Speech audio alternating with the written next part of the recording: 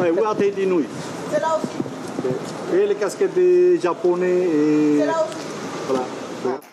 On s'active à la fédération. Tout doit être acheminé comme il se doit pour le jour J, soit près de 10 mètres cubes de matériel, articles promotionnels, t-shirts des commissaires de course, électronique et informatique. Un vrai déménagement, sans compter les 71 personnels en partance, d'où un budget conséquent. Sur l'organisation, on est à peu près à 70 à 80 millions pour organiser un Hawaii Kinui.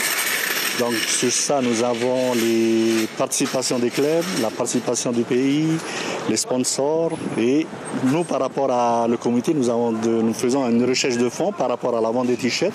Gino, tu m'as amené le mail? Oui. J'ai pas reçu. Côté secrétariat, on transfère le bureau dans les îles pour une gestion optimale de l'événement.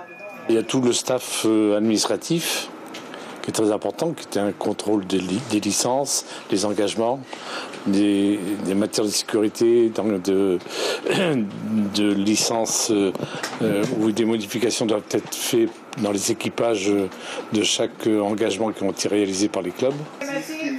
Il y a toute une équipe d'informatique qui est dirigée par Gino Colombel et qui vient enregistrer, contrôler le timing, les résultats. On a aussi un système de web pour tout de suite mettre les résultats sur les sites de la Fédération de Hawaii Kinui. Le matériel part ce soir sur le navire Hawaii Kinui. Équipage et embarcation seront acheminés par le Tahiti Nui samedi. Hébergement et restauration se feront dans les écoles, paroisses ou chez l'habitant. Un budget de 20 000 francs par personne pour les 3 étapes. Les journées de lundi et mardi sont consacrées au contrôle des pirogues et à la pesée.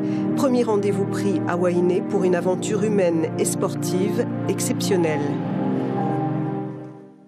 Et ce chiffre, donc, 80 millions de francs pacifiques, le montant de l'organisation de la 26e édition de Hawaii Kinui. Je vais tout de suite demander au directeur de la course de nous rejoindre sur ce plateau. Alfred Mata, bonsoir. Yorana, merci de l'invitation. Merci d'être là ce soir. Vous êtes vice-président de la Fédération internationale de VAA. Dites-nous pourquoi cette 26e édition s'annonce particulièrement belle.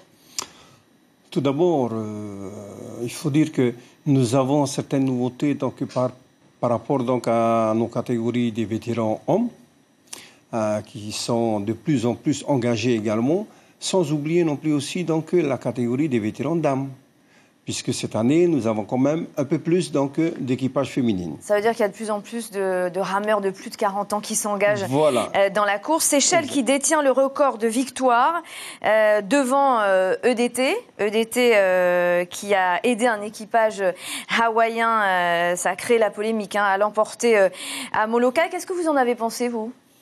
Tout d'abord, il faut dire que c'est toujours bénéfique par rapport au VAA.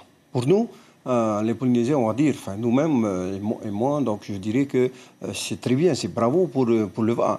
Par contre, c'est aussi donc une certaine chance par rapport à nos Polynésiens qui ont été et qui sont toujours invités chaque année donc pour participer dans les équipes étrangères. Cette fois-ci, donc ils ont voulu donc demander à ce qu'il y ait plus de rameurs tahitiens qui participent dans leur équipe.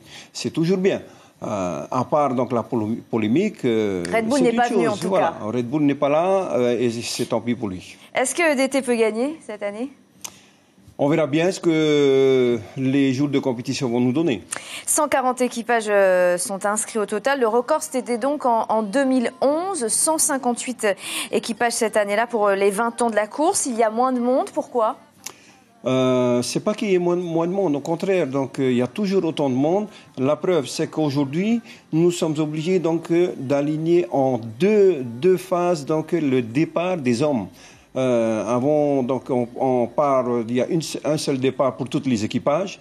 Cette année, ça sera les vétérans hommes qui vont partir en premier et quelques minutes après, donc les seniors hommes. Pourquoi ? Tout simplement parce que de plus en plus, les VAA se retrouvent sur le récif.